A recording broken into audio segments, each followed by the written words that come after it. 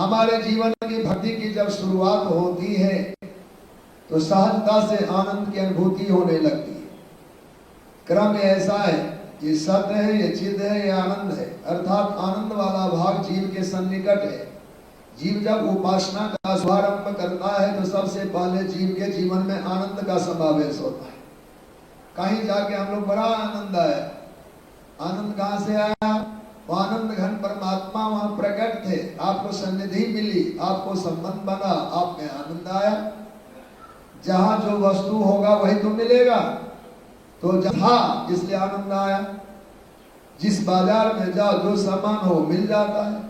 ऐसे सत्संग में आनंद घन विराज रहे।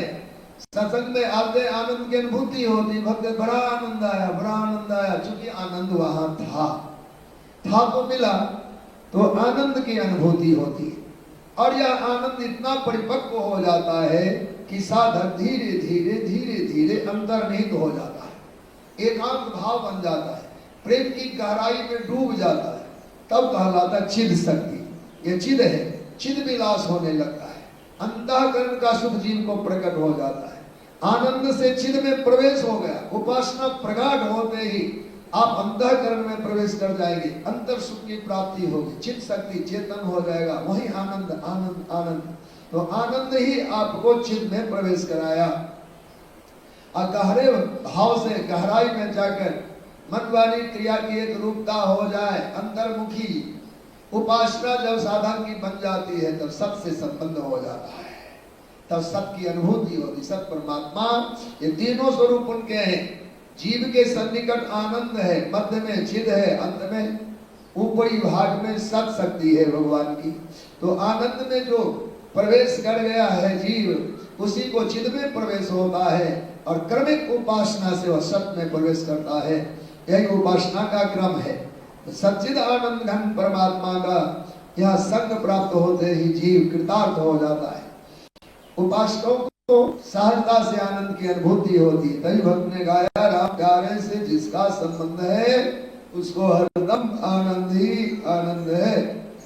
रामायण की पंक्ति है, जो आनंद सिंधु सुख राशि। भगवान क्या है? आनंद के सिंधु हैं। जो आनंद सिंधु। अब हम तो आनंद की बात करते हो, आनंद के समुद्र है। जो आनंद सिंधु सुख राशि, भगवान सुख की राशि है, सुख की खजाना है। का शीकर तैत्र लो सुबासी। शीकर कहते हैं, जैसे बुहारी लगाते हैं हम लोग, बुहारी का जो एक शाखा जो सीख बोलते हैं या तिनका है, अनेकों तिनकों का समूह झाड़ू बनता है।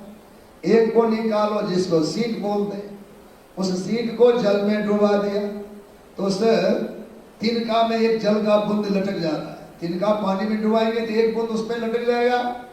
उस एक बूंद को ऐसे झटके देंगे तो हजारों कणों में परिणत हो जाएगा। एक बूंद टूट करके अनेकों कणों में परिणत होता है। उस हजारों में से एक कण जो है उसका नाम है सीकर। एक बूंद नहीं, एक बूंद का 1000वां हिस्सा जो जल का कण बना उसका नाम सीकर है।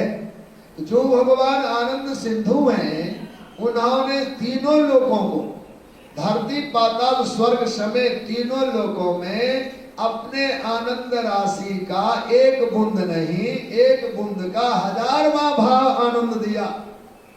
एक बूंद आनंद का 1000वां हिस्सा जो सीकर कहलाता है, वो आनंद प्रभु ने दिया। तो स्वर्ग के देवता आनंदित हैं, धरती का सब सकल जीव आनंदित है, पाताल में जो निवास करते दैत्यगण वो आनंदित है। एक सीकर से तीनों लोक में आनंद है। जो आनंद सिंधु सुख राशि, सीकर त्रैलोक उपासी, तीनों लोक में आनंद है, सुपासी, सुख से जी रहा है।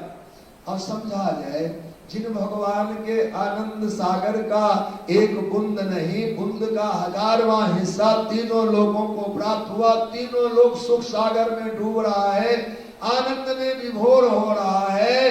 वो भगवान से किसी जीव का संबंध हो जाए, उसके सुख का क्या कहना, उसके आनंद का क्या कहना।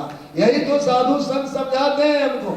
तुम आनंद के पीछे पड़े हो, आनंद ढूंढते फिर रहे हो, और जो आनंद के सागर है उनसे अपने अपनापन नहीं जोड़ पा रहे। जीव भगवान से विमुख जीता है। भगवान से विमुख जीने वाले को जगत घेर लेता है, फिर वो छूट नहीं सकता। आपने कभी दीपक को देखा है क्या? दीपक को लेकर अंधेरे में कभी चल के देना, प्रयोग को समझ में आएगा। जो व्यक्ति दीपक को हाथ में लेकर चलता है तो उसकी छाया पीछे पड़ती है। हाथ में दीपक होगा तो हमारे तन की छाया हमसे पीछे होगी। कदाचित दीपक मेरे पीछे कोई रख ले तो हमारी छाया हमारे आगे पड़ जाएगी। अपनी ही छाया आगे पड़ेगी दीपक पीछे होने से। ऐसे परमात्मा जगत प्रकाश प्रकाशक रामो, भगवान यह जगत प्रकाश है, भगवान प्रकाशक है। तो भगवान जब प्रकाश है तो प्रकाश को आगे रखो तो माया की छाया पीछे जाएगी। आपका बाल बांका नहीं होगा, रास्ता साफ दिखेगा, गोलोक की यात्रा सहज कर पाएंगे।